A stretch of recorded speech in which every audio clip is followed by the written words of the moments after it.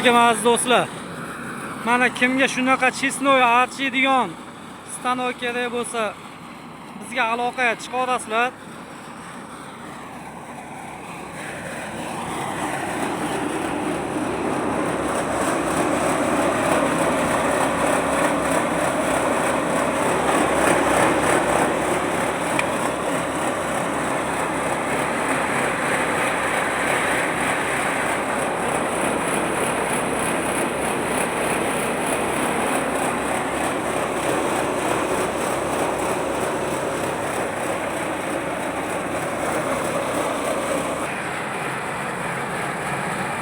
Hadi oyaptimi deysizlar ya buni ko'rib turib. Mana do'stlar.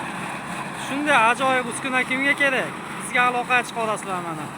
Hozirlarga buni qanaqa ekadigan holatda apparatlarni ko'rsatamiz. Do'stlar mana salafanni ekib, salafan ekadigan bo'lsanglar, mana shunaqa uskunasi bor. Xitoydan olib kelib beramiz. Agar kimga kerak bo'lsa bizga aloqaga chiqarasizlar.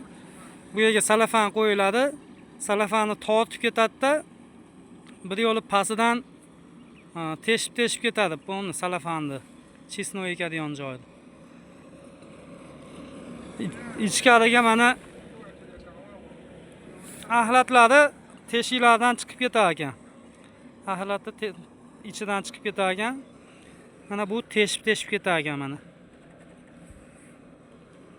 Hozir ekkan joylarni ham ko'rsatamiz mana do'stlar.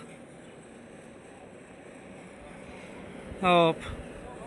Mana bu traktor Ruide kompaniyasining traktori. U ishlatilayotgan, o'zimizda ishlatilayotgan traktorlar. Hop, ketdik bo'lmasa, ekilayotgan joylarni ko'ramiz. Frezer mana tekizlab ketar ekan, dashi salafanni tekizlab yozib ketar ekan, mendan ko'mib ketar ekan, mendan teshib ketar ekan bir yo'li.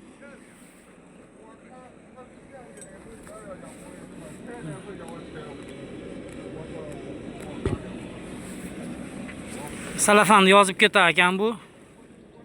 Mana bu tulpaq tashab ketar ekan.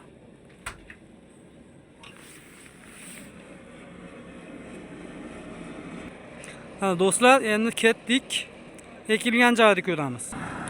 Mana do'stlar, traktorimiz shunaqa holatlarda ekib, narsalar yozib, salafanni yozatda teshib ketadi. Buni bu yog'ini odamlar qo'lda ekishar ekan.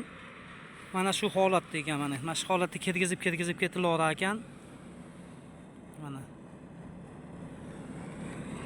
O'sib chiqilar ekan.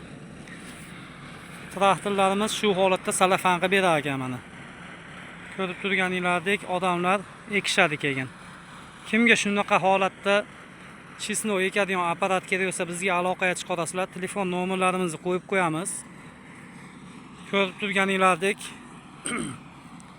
bitta odam, ikkita odam archiydi. Bu yerda